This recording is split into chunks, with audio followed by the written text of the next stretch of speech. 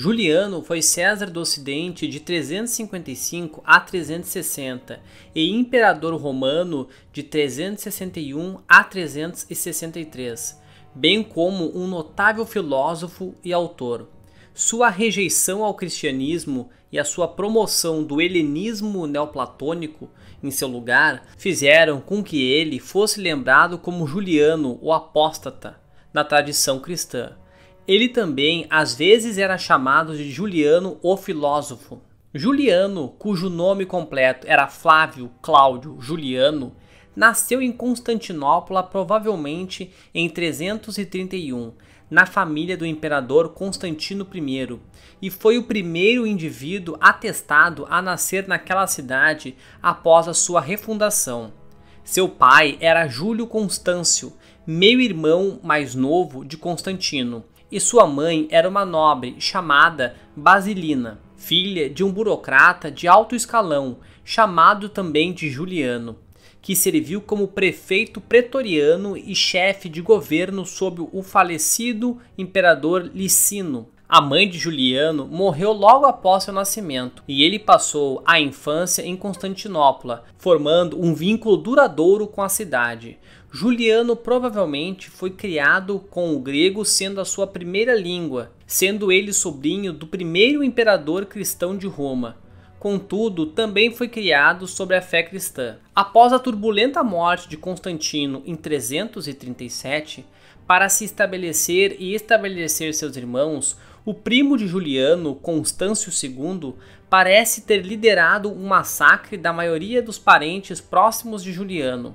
Constâncio II supostamente ordenou o assassinato de muitos descendentes do segundo casamento de Constâncio Cloro e Teodora, deixando apenas Constâncio e seus irmãos Constantino II e Constante I, e seus primos Juliano e Constâncio Galo, meio-irmão de Juliano, como os homens sobreviventes relacionados ao imperador Constantino. Constâncio II, Constante I e Constantino II foram proclamados imperadores conjuntos, cada um governando uma parte do território romano. Juliano e Galo foram excluídos da vida pública, foram rigorosamente protegidos em sua juventude e receberam uma educação cristã. Inicialmente crescendo na região de Bitínia, criado por sua avó materna, aos 7 anos Juliano estava sob a tutela de Eusébio, o bispo cristão semi-ariano de Nicomédia, e ensinado por Mardônio, um eunuco gótico. Depois que Eusébio morreu em 342, Juliano e Galo foram transferidos para a propriedade imperial de Macedon, na Capadócia. Aqui, Juliano conheceu o bispo cristão Jorge da Capadócia, que lhe emprestou livros da tradição clássica. Aos 18 anos, o exílio foi levantado e ele morou brevemente em Constantinopla e Nicomédia. Ele se tornou um leitor, um cargo menor na igreja cristã, e seus escritos posteriores mostram um conhecimento detalhado da Bíblia, provavelmente adquirido em sua juventude. A conversão de Juliano do cristianismo ao paganismo aconteceu por volta dos 20 anos. Olhando para trás em sua vida, em 362, Juliano escreveu que passou 20 anos no caminho do cristianismo e 12 no caminho verdadeiro, ou seja, o caminho de Hélio. Juliano começou seu estudo de neoplatonismo na Ásia Menor, em 351, primeiro sob o comando de Edésio, o filósofo, e depois do aluno de Edésio, Eusébio de Mindos. Constantino II morreu em 340 quando atacou seu irmão Constante. Constante, por sua vez, caiu em 350 na guerra contra o usurpador Magnêncio. Isso deixou Constâncio II como o único imperador restante. Precisando de apoio, em 351, ele fez do meio-irmão de Juliano, Galo, César do Oriente, enquanto o próprio Constâncio II voltou sua atenção para o oeste, para Magnêncio, a quem derrotou decisivamente naquele ano. Em 354, Galo, que havia imposto uma regra de terror sobre os territórios sob o seu comando, foi executado. Juliano foi convocado para a corte de Constâncio, em Milão, em 354, e mantido por 1 ano sob suspeita de intriga traiçoeira, primeiro com seu irmão e depois com Cláudio Silvano. Ele foi inocentado, em parte porque a imperatriz Eusébia interveio em seu nome, e ele foi autorizado a estudar em Atenas. Enquanto estava lá, Juliano conheceu 2 homens que mais tarde se tornaram bispos e santos, Gregório de Nazianzo e Basílio, o Grande. Após lidar com as rebeliões de Magnêncio e Silano, Constâncio sentiu que precisava de um representante permanente na Gália. Em 355, Juliano foi convocado para comparecer perante o imperador em Mediolano, e em 6 de novembro foi feito César do Ocidente, casando-se com a irmã de Constâncio, Helena. Constâncio, após sua experiência com Galo, pretendia que seu representante fosse mais um figurante do que um participante ativo nos eventos. Então ele despachou Juliano para a Gália, com uma pequena comitiva, assumindo que seus prefeitos na Gália manteriam Juliano sob controle. A princípio relutante em trocar sua vida acadêmica pela guerra e pela política, Juliano acabou aproveitando todas as oportunidades para se envolver nos assuntos da Gália. Nos anos seguintes, ele aprendeu a liderar e depois comandar um exército, por meio de uma série de campanhas contra as tribos germânicas que se estabeleceram em ambos os lados do rio Reno.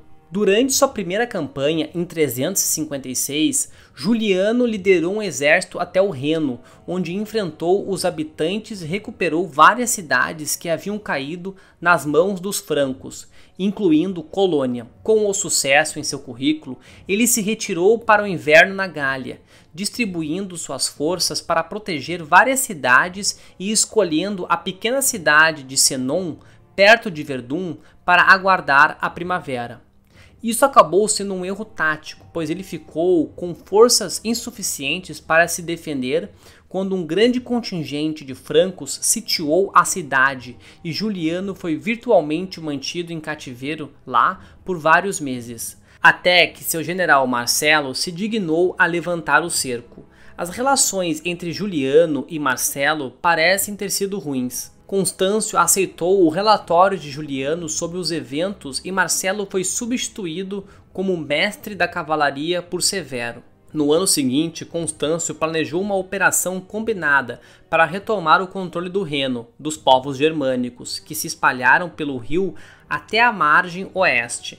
Do sul, seu mestre de soldados, Barbatil, viria de Milão e reuniria forças em August. Então partiria para o norte com 25.000 soldados. Juliano, com 13.000 tropas, se moveria para o leste de Reims. No entanto, enquanto ele estava em trânsito, um grupo de bárbaros atacou Lyon e Juliano foi atrasado para liderar com eles. Isso deixou Barbatil sem apoio e profundamente no território dos alamanos. Então ele se sentiu obrigado a se retirar, refazendo seus passos. Assim terminou a operação coordenada contra os povos germânicos. Com Barbatil fora de cena, o rei Conodomário liderou uma confederação de forças alamanas contra Juliano e Severo. Na Batalha de Argentorato, os romanos estavam em grande desvantagem numérica e durante o calor da batalha, um grupo de 600 cavaleiros na ala direita desertou. Ainda assim, aproveitando ao máximo as limitações do terreno, os romanos conseguiram sair vitoriosos. O inimigo foi derrotado e empurrado para o rio. O rei Conodomário foi capturado e mais tarde enviado para Constâncio, em Mediolano. Amiano, que participou da batalha, retrata Juliano no campo de batalha e descreve como os soldados, por causa desse sucesso, aclamaram Juliano, tentando fazê-lo Augusto, uma aclamação que ele rejeitou, repreendendo eles. Mais tarde, ele os recompensou por seu valor. Em vez de perseguir o inimigo derrotado através do Reno, Juliano agora prosseguiu para seguir para o norte, a rota que ele seguiu no ano anterior em seu caminho de volta para a Gália. Em mais, no entanto, ele cruzou o Reno em uma expedição que penetrou profundamente no que hoje é a Alemanha, e forçou 3 reinos locais a se submeterem. Esta ação mostrou aos alamanos que Roma estava mais uma vez presente e ativa na área. Em seu caminho de volta para os quartéis de inverno em Paris, ele lidou com um bando de francos que havia assumido o controle de alguns fortes abandonados ao longo do rio Mosa. Em 358, Juliano obteve vitórias sobre os francos sálios no Baixo Reno, estabelecendo-os na Toxandria. No final de 357, Juliano, com o prestígio de sua vitória sobre os alamanos para lhe dar confiança, impediu o aumento de impostos pelo prefeito pretoriano gaulês Florencio e assumiu pessoalmente o comando da província na Gália belga. Esta foi a primeira experiência de Juliano com administração civil, onde suas opiniões foram influenciadas por sua educação liberal na Grécia. Adequadamente, era um papel que pertencia ao prefeito pretoriano. No entanto, Florencio e Juliano frequentemente entravam em conflito sobre a administração da Gália. A primeira prioridade de Juliano como César e comandante nominal da Gália era expulsar os bárbaros que haviam violado a fronteira do Reno.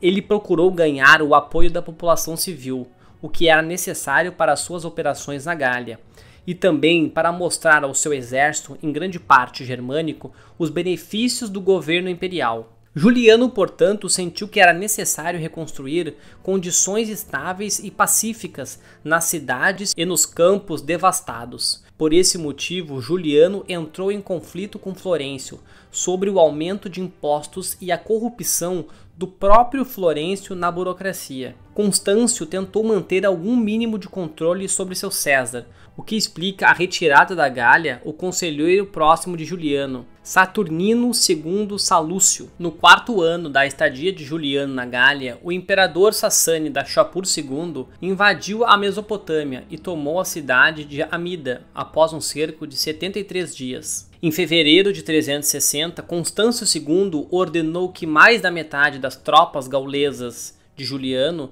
se juntassem a seu exército oriental, a ordem ignorando Juliano e indo diretamente aos comandantes militares. Embora Juliano tenha tentado agilizar a ordem, a princípio ela provocou uma insurreição das tropas dos petulantes, que não tinham o desejo de deixar a Gália. Ausente na época estava o prefeito Florencio, que raramente estava longe de Juliano, embora agora estivesse ocupado organizando suprimentos em Vienne, e longe de qualquer conflito que a ordem pudesse causar. Juliano mais tarde o culparia pela chegada da ordem de Constâncio. As tropas proclamaram Juliano Augusto em Paris, e por isso, sua vez, levou a um esforço militar muito rápido para garantir ou ganhar a lealdade de outros. Embora os detalhes completos não sejam claros, há evidências que sugerem que Juliano pode ter estimulado pelo menos parcialmente a insurreição. Se assim for, ele voltou aos negócios como de costume na Gália, pois de junho a agosto daquele ano, Juliano liderou uma campanha bem-sucedida contra os francos. Em novembro, Juliano começou a usar abertamente o título Augusto, até mesmo emitindo moedas com o título, às vezes com Constâncio, às vezes sem. Ele comemorou seu 5º ano na Gália com uma grande exibição de jogos. Na primavera de 361, Juliano liderou seu exército para os territórios dos alamanos, onde capturou seu rei, Valdomário. Juliano alegou que o rei estava em conluio com Constâncio, encorajando-o a invadir as fronteiras da Récia. Juliano então dividiu suas forças, enviando uma coluna para a Récia, uma outra para o norte da Itália. A terceira ele enviou para o Danúbio, em barcos. Suas forças reivindicaram o controle da Ilíria e seu general Nevita garantiu a passagem de Sucy para a Trácia. Ele agora estava bem fora de sua zona de conforto e a caminho da guerra civil. No entanto, em junho, forças leais a Constâncio capturaram a cidade de Aquileia, na costa do norte do Adriático, um evento que ameaçou isolar Juliano do resto de suas forças, enquanto as tropas de Constâncio marchavam em sua direção ao leste. Aquileia foi posteriormente sitiada por 23 mil homens leais a Juliano. Tudo o que o Juliano pôde fazer foi ficar sentado em Naísso, a cidade natal de Constantino, esperando por notícias e escrevendo cartas para várias cidades da Grécia, justificando suas ações.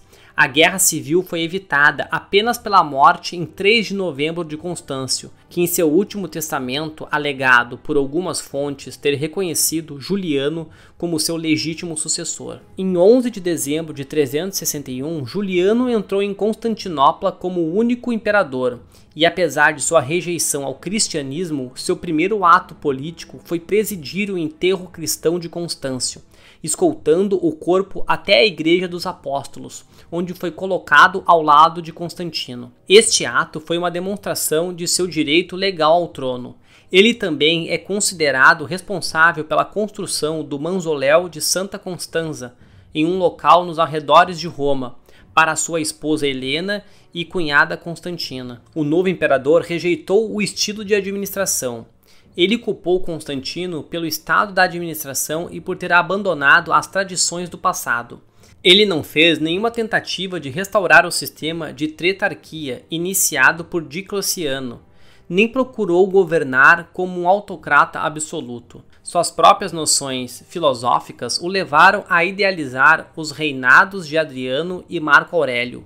Enquanto em Constantinopla, portanto, não era estranho ver Juliano frequentemente ativo no Senado, participando de debates e fazendo discursos, colocando-se no nível dos outros membros do Senado. Ele via a corte real de seus predecessores como ineficiente, corrupta e cara. Milhares de servos, eunucos e funcionários foram demitidos. Ele criou o Tribunal da Calcedônia para lidar com a corrupção da administração anterior.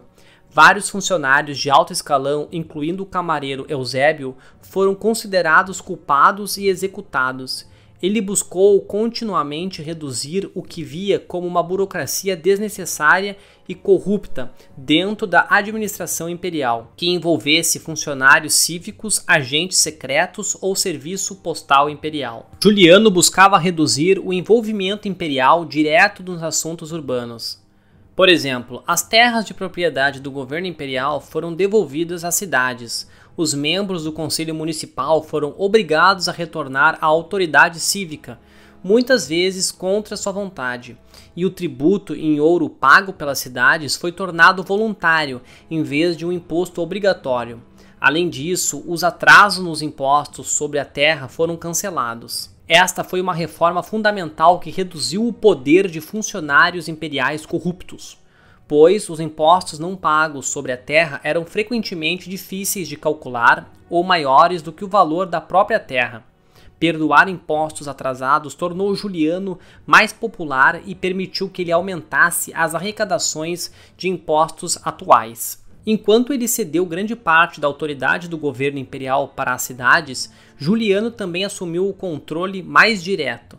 Por exemplo, novos impostos tinham que ser aprovados por ele diretamente, em vez de deixados ao julgamento do aparato burocrático. Juliano certamente tinha uma ideia clara do que ele queria que a sociedade romana fosse, tanto em termos políticos quanto religiosos.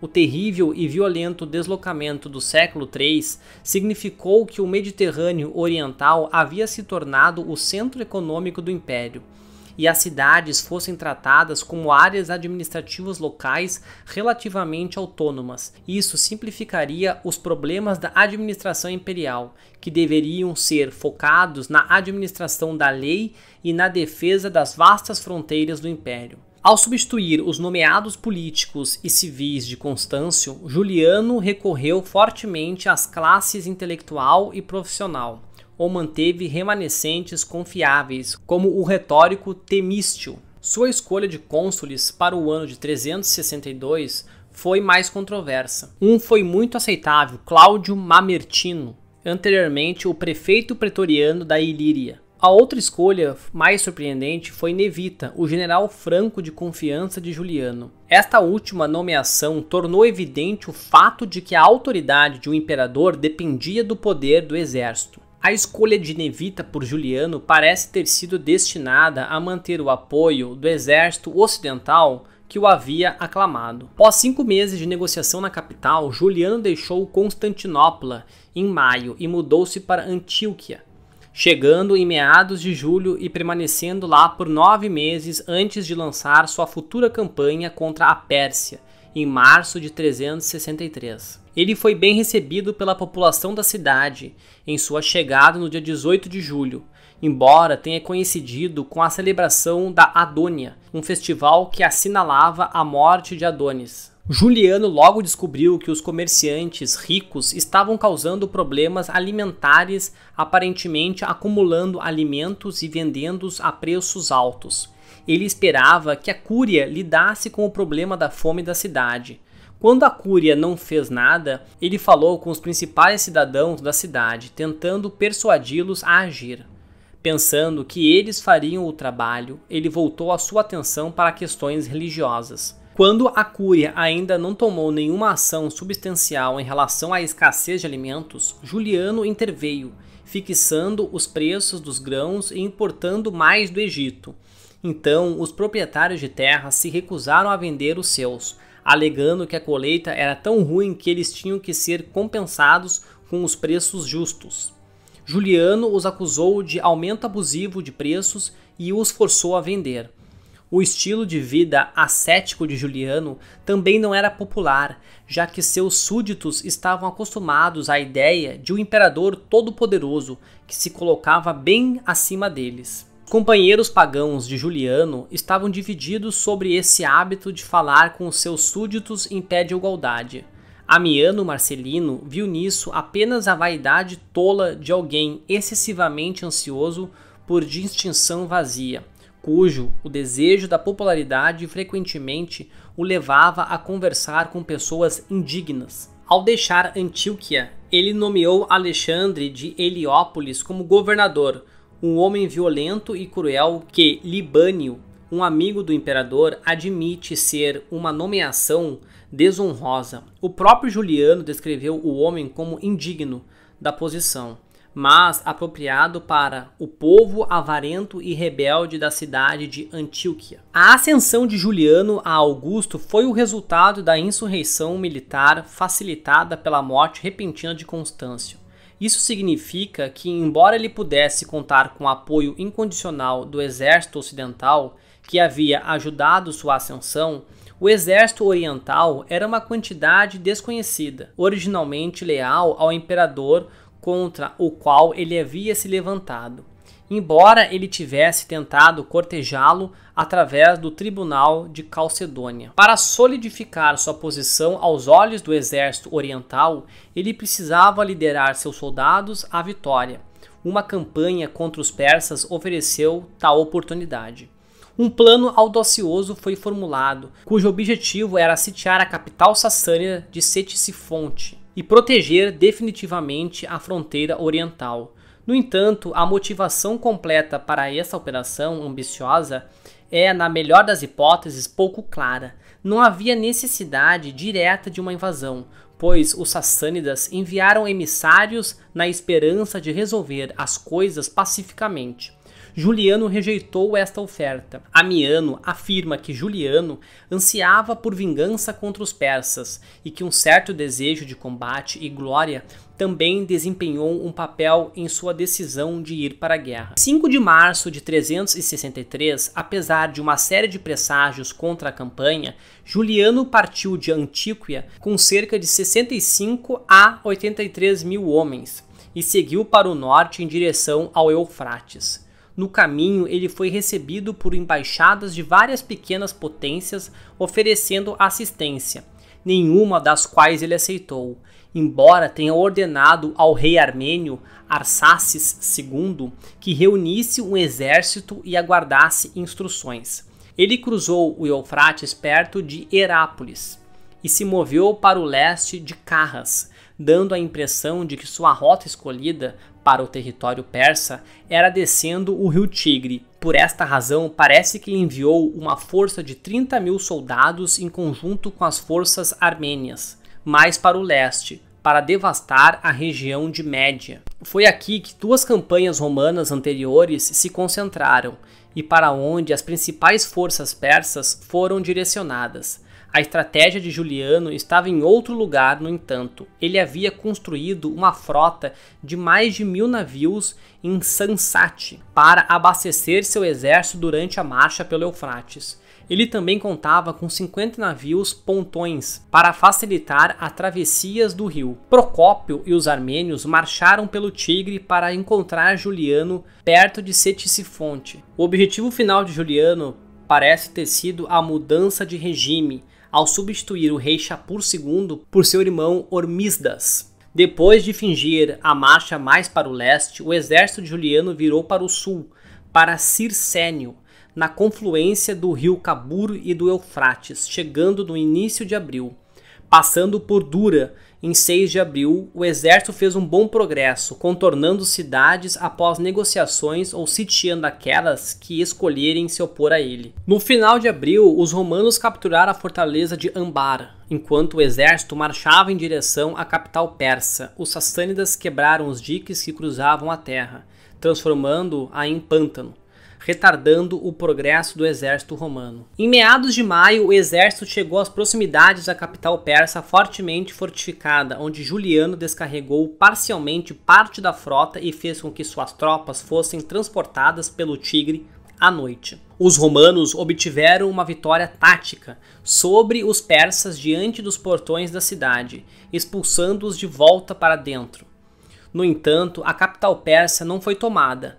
Preocupado com o risco de ser cercado e preso dentro dos muros da cidade, o mestre-general Victor ordenou que seus soldados não entrassem pelos portões abertos da cidade em perseguição aos persas derrotados. Consequentemente, o principal exército persa ainda estava solto e se aproximando, enquanto os romanos não tinham um objetivo estratégico claro. No conselho de guerra que se surgiu, os generais de Juliano o persuadiram a não montar um cerco contra a cidade, devido às fortes defesas que ela tinha, e o fato de que Shapur logo chegaria com uma grande força.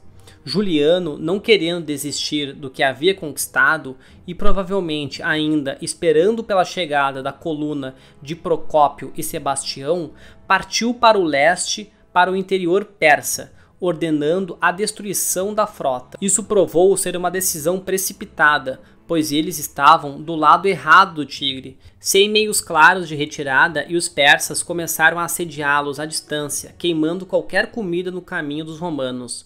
Juliano não havia trazido equipamento de cerco adequado, então não havia nada que ele pudesse fazer quando descobriu que os persas haviam inundado a área atrás dele, forçando-o a se retirar. Um segundo conselho de guerra, em 16 de junho, decidiu que o melhor curso de ação era levar o exército de volta à segurança das fronteiras romanas, não pela Mesopotâmia, mas para o norte. Durante a retirada, as forças de Juliano sofreram vários ataques das forças sassânidas. Em um desses combates, em 26 de junho, a indecisa batalha de Samarra, perto de Maranga, na Mesopotâmia, Juliano foi ferido quando o exército sassânida atacou sua coluna. Na pressa de perseguir o inimigo em retirada, Juliano escolheu a velocidade em vez da cautela, levando apenas sua espada e deixando sua cota de malha. Ele recebeu o ferimento de uma lança que supostamente perfurou o interior de seu fígado e intestinos. O ferimento não foi imediatamente mortal. Juliano foi tratado por seu médico pessoal, que parece ter feito todas as tentativas para tratar o ferimento. Apesar desses esforços, no terceiro dia ocorreu uma grande hemorragia e o imperador morreu durante a noite. Conforme desejou Juliano, seu corpo foi enterrado em Tarso, embora mais tarde tenha sido transferido para Constantinopla. Juliano foi sucedido pelo breve imperador Joviano, que restabeleceu a posição privilegiada do cristianismo em todo o império. Se você gostou do vídeo, deixe um like e se inscreva no canal. Grande abraço a todos!